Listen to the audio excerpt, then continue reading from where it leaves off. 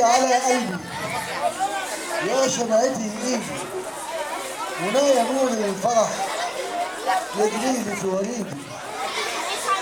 قصيدة ببعتها رسالة لحسن نصر الله اللي هو بيحارب الثورة السورية.